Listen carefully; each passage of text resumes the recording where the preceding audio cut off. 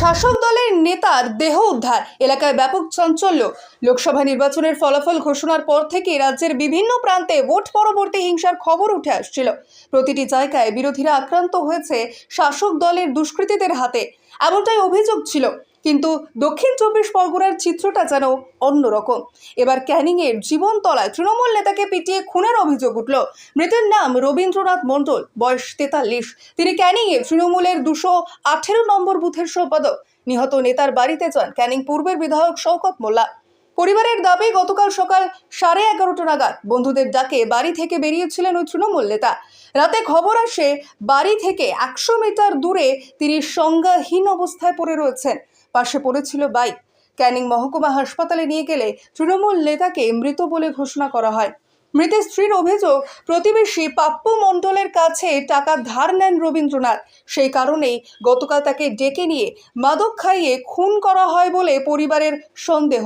ঘটনার খবর পেয়ে ঘটনাস্থলে পৌঁছায় ক্যানিংয়ের এসডিপিও রামকুমার মণ্ডল।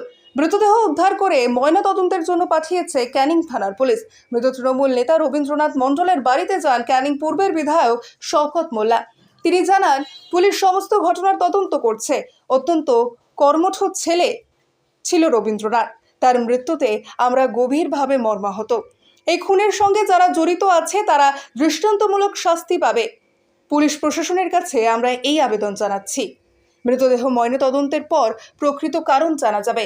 ইতিমধ্যেই ঘটনার তদন্তে নেমেছে পুলিশ। দেখুন, আমাদের এই 7 নম্বর বুথের সম্পাদক হচ্ছে রবীন্দ্রনাথ মণ্ডল। গতকাল রাতের খুন হয়েছে, ঠিক আছে।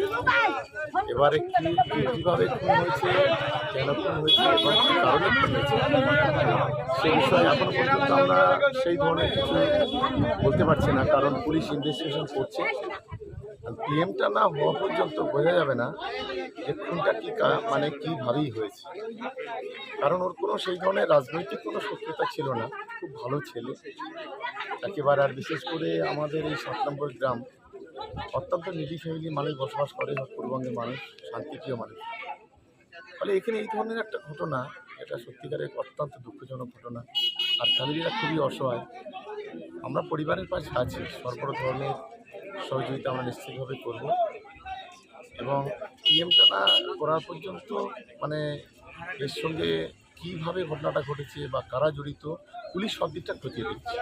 পরিবারের লোকজন একটা অভিযোগ করছে যে টাকা পয়সা স্থানীয় একজনের কাছে টাকা পেত, সেই টাকা নিয়ে একটা সমস্যা হয়েছিল এবং সেই কারণের জন্য কালকে তাকে কিছু মাদক জাতীয় দ্রব্য খাইয়ে তাকে পিটিয়ে মারা হয়েছে বলে একটা অভিযোগ করছে। একটা পুলিশ অলরেডি ইনভেস্টিগেশন করছে।